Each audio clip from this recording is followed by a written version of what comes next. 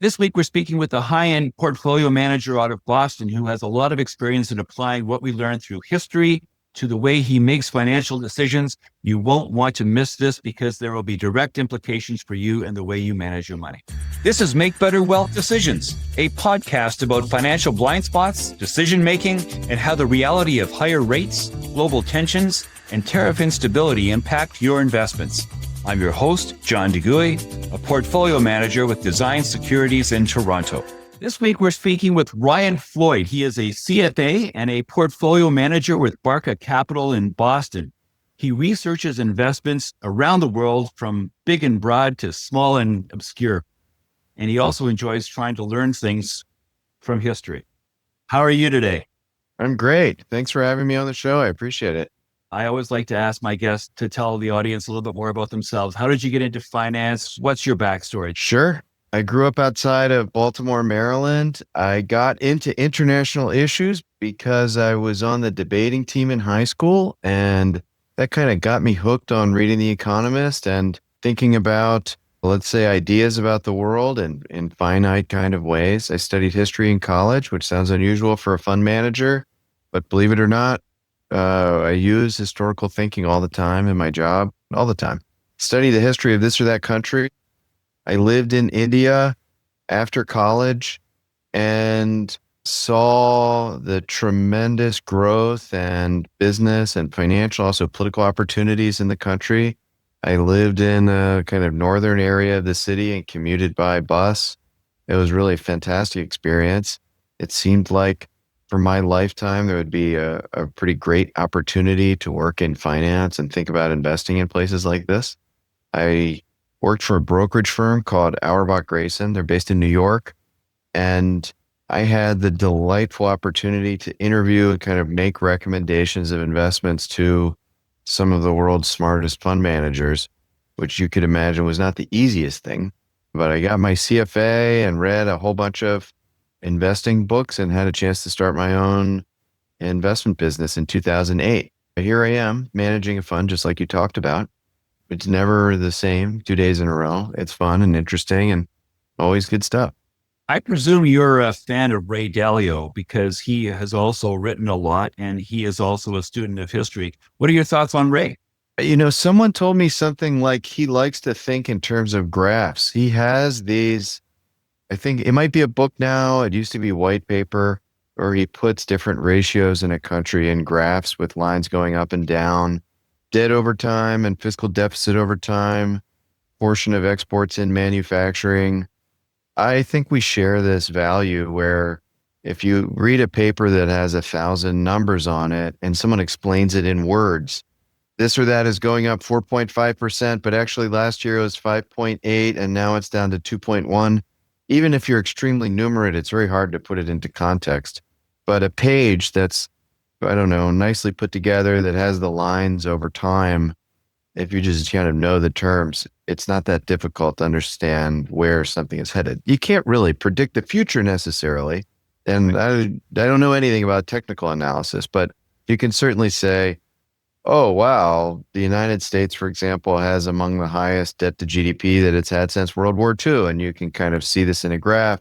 But if someone told you this year, last year, the year before, you might not be able to put it into context. So as an example, debt to GDP since World War II, that's actually a really good jumping off point.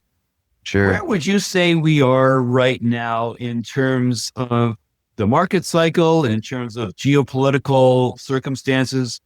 What's your take on the world in Q4 2025? It's a good question. I'm not so good at calling market cycles. I'm never smart enough. I've kind of tried in the past and I'm sort of always wrong. I think the one in my business, we generally speaking don't invest in the United States, although we could.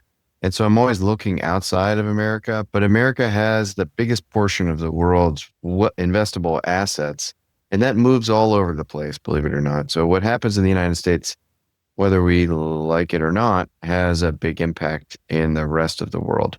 So America having a whole lot of debt certainly is challenging. Usually you have kind of two ways you can deal with it. One is by being very fiscally prudent and not spending a lot of money and paying that down. That's really hard to do. You could do that, And the other way is either explicitly or kind of sneakily inflated away, which I see in a lot of countries where we operate. And there are different ways to do this, but the gist would be you try to encourage tax revenues to grow enough through inflation that you can use that to pay down debt. And generally, neither one is very politically popular anywhere. And this creates a lot of challenges. The world is a lot easier for a country if you have kind of just a teeny little bit of debt, like, I don't know, 1980 compared to now. And it's much more difficult when you have much more. You just don't have as many options. And this is not unique to the United States. I mean, the one interesting thing about traveling a lot all over the world is that even though I'm an American patriot and love my country, we're just one country like many other countries. And well, every country has its own challenges and opportunities and benefits and historical blessings or historical challenges. And you have to kind of deal with that as they come. Sure. So the debt to GDP ratio is something that is a problem in many nations across the Western world. That's right. In particular. The U.S. debt level is now, the accumulated debt is a little over $37.5 trillion. That's a TR. It's growing by about $1 trillion every 6 months or so. And the view that many people have in the US, but also here in Canada and other parts of the world, is that we're at a situation right now where we can manage the debt to GDP ratio and use that as a guardrail or as a benchmark for how the economy is doing. But we're probably past the point where we can ever get the debt under control, and it will always be with us for the rest of eternity unless something truly cataclysmic happens to change the way we do things. Do you have thoughts on that? Gosh, these are good questions. You didn't even bring up corporate debt to GDP or household debt to GDP. Yeah, exactly. Something kind of happened in 1991, in my opinion, where we ended the Cold War and things just seemed so great and optimistic. And there really weren't a lot.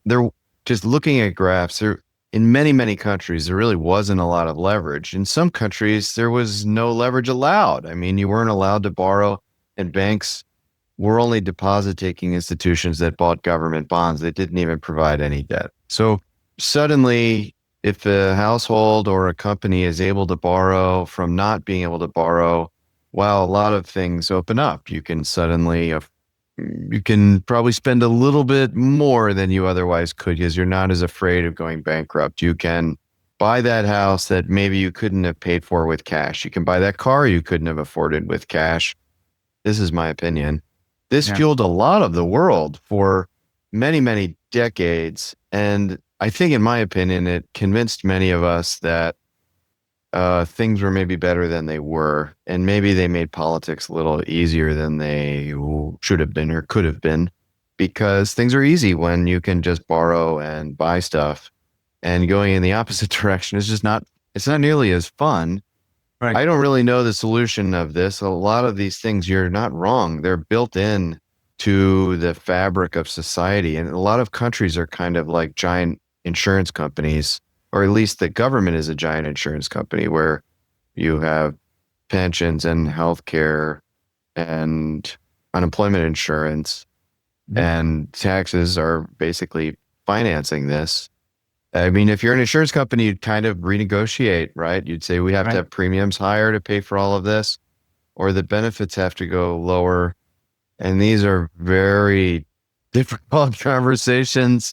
I was talking to a friend about how challenging it is now that there are fires and seemingly more hurricane damage, at least in dollar value, and people in the other parts of the country have to pay for this. And that's annoying, right? It's annoying that property insurance, for example, goes up in order to pay for something 1,000 miles away. But it is what it is. Yeah, I was going to say that it just seems as though easy credit has allowed governments and ordinary investors to gloss over bigger societal challenges. And it's also caused real estate to become extremely expensive. And, a lot of asset classes are trading at high multiples, largely as a result of just being able to get access to money and lever things up. Do you have any thoughts on the things that have been really hot in 2025? I'm thinking specifically gold and cryptocurrency like Bitcoin. Do you have any thoughts on that at all? I do. I will just finish up around what do you do when there's so much debt around? It's so difficult to pay it off. I think the answer for a lot of investors is that growth, if you're planning for your lifetime, it's just going to be harder than it was over the last 20 or 40 years. This is revenue growth net of inflation.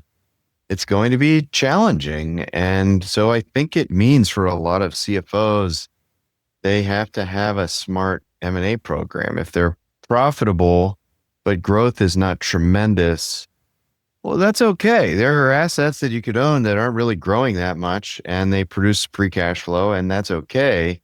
But if you want to grow, you have to be very clever. It's really hard to grow organically without levering up for a really long time. So this is what I do personally. I'm not necessarily making investment recommendations. And of course, this is for informational purposes and it's not a buy or sell offer.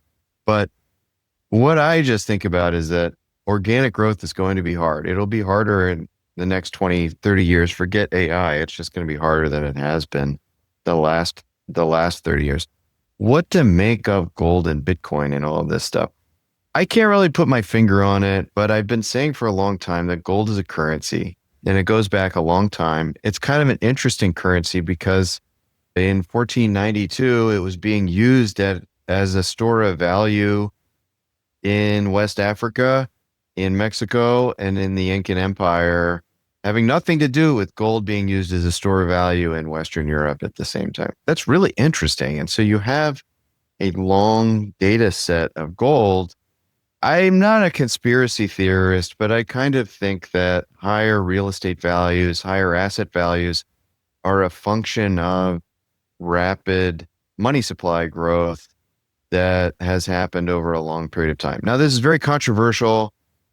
And frankly, when I say it to certain people, their faces get extremely red and they're angry and they think I'm this guy that wants to bring back the gold standard or something like that. I'm just calling a spade a spade. The reality is broad money growth over the last 10 years has been pretty robust. Certainly it hasn't been zero.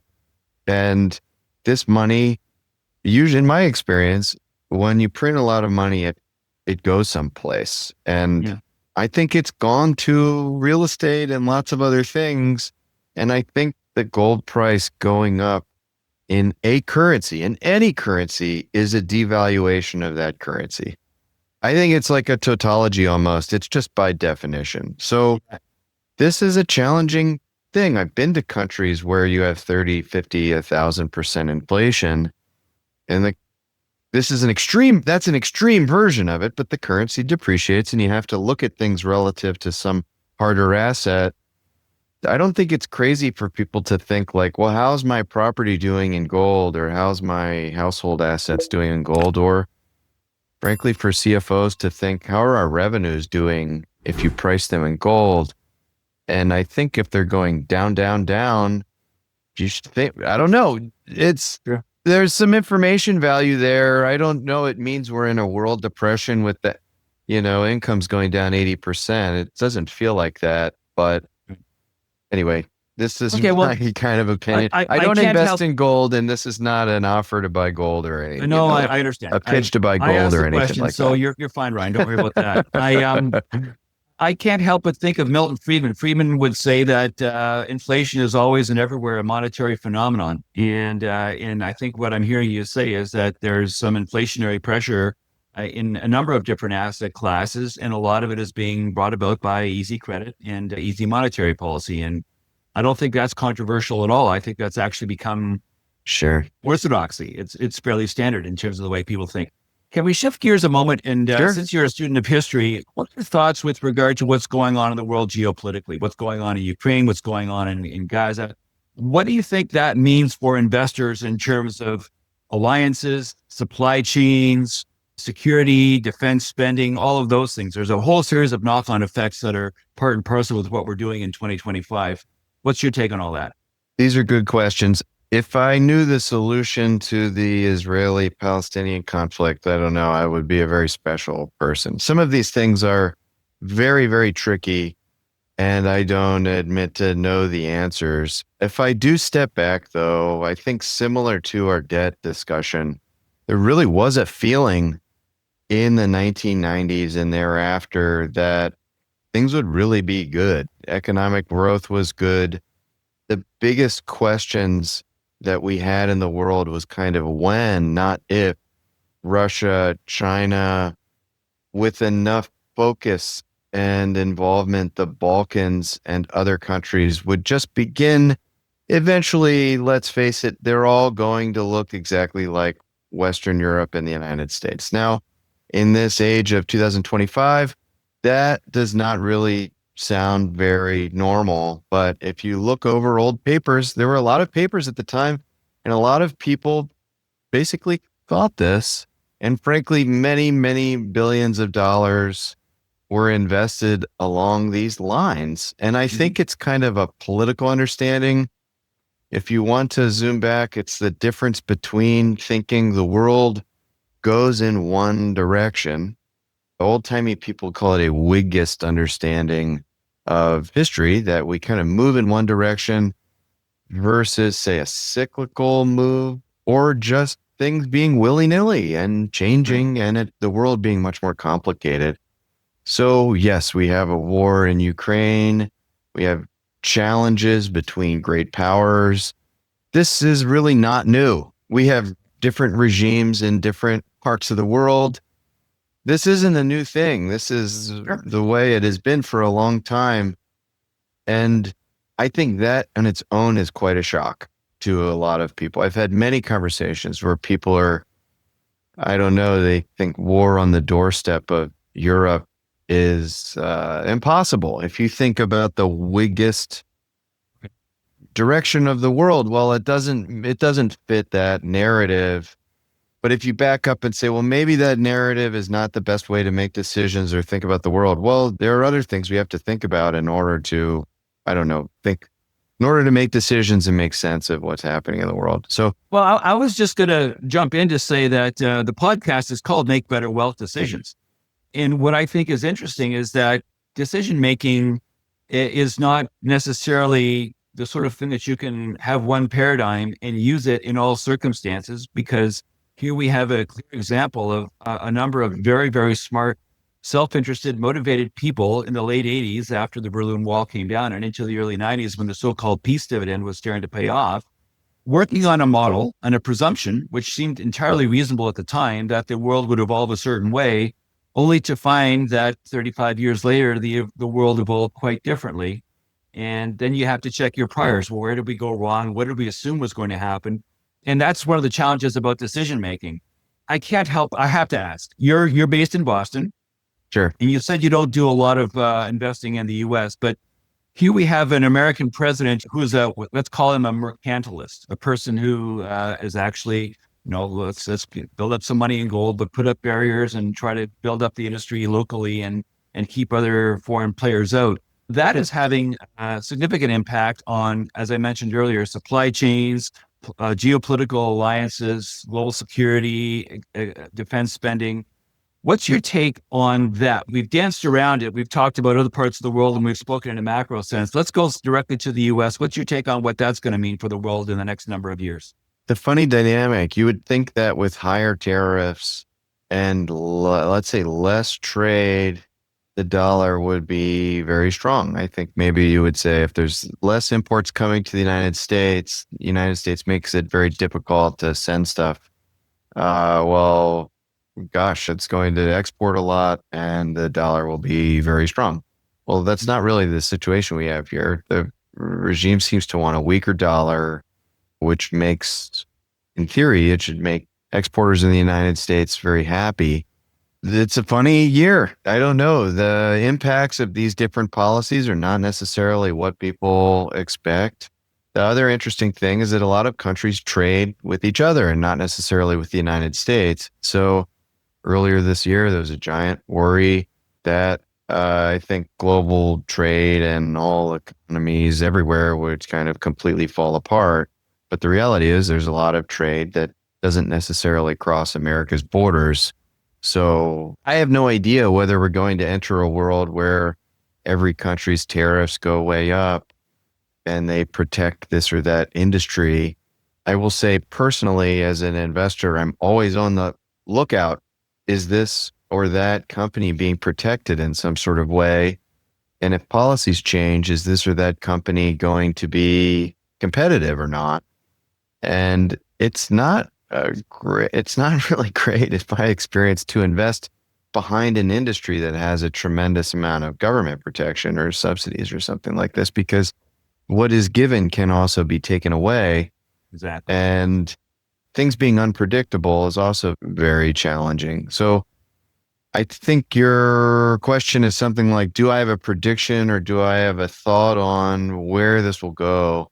I don't really, but I do generally know that business people like predictability. And I think if there's a message to leaders all over the place, I think predictability, to the extent someone wants a lot of FDI, probably better than not having a lot of predictability. Okay. So what I would do then, Ryan, is let's come at it from a different way. What excites you about the investing macro environment right now, and what keeps you up at night and gives you the heebie-jeebies? I think what excites me now has always excited me, that there are lots of different ways for countries to operate, and it doesn't always look exactly the same. And the headlines don't always express that in the perfect way. So it's neat traveling to different countries and realize human beings organize themselves in different kinds of ways. And in every country of the world, there are businesses that provide goods and services. And in many of those countries, there are stock exchanges where you can invest. That's really fun and exciting. I don't have really a theme like this region is the future or that region is the future. Everyone needs to invest here or there. But I think the thing that gets me excited is maybe more that I think, generally speaking, I've thought each region and country needs to be understood on its own terms, its own history, its own culture, maybe even its own language, its own people. I think maybe more people in the world are waking up to this idea. Maybe we all thought this all along, but now it's getting more comfortable to talk like this in practice. And that is bad in some cases, you could say, because this or that people might be angry at these people and maybe they're declaring war or whatever. But the flip side is maybe there's some humility in approaching that world also, the world that way also, where you say, well, I don't necessarily know exactly the best way for every human being in every part of the world and every government. And maybe this or that place is actually doing something that's kind of interesting and has frankly nothing to do with what's coming out of Washington. And that's neat. I think that's humbling, but also really exciting. And maybe you could say more exciting now than it was 20 years ago, where the main narrative of the world was that if we just kind of close our eyes for long enough, everything will look like Davos eventually or so, which I think we kind of know that that's not the case. What keeps about me the up at heebie-jeebies? night? Yeah. Oh, gosh, it's a good question. Here's an interesting thing. So generally speaking, in my business, we're not investing in the United States. In the United States, board members, I think, are fiduciaries where they look out for the interest of shareholders. I don't think any other country is like this. So even though the United States has a lot of debt and corporate governance is not perfect, there are all kinds of scandals all over the place.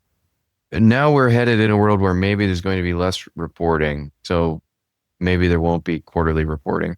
Maybe you'd have other corporate governance things that are rolled back. I don't really know. But I would say the things that keep me up at night is sometimes around corporate governance and, say, the lack of reform in corporate governance, because these are absolute goods. I think looking at generally for rights and, let's say, having rule of law are absolutely good.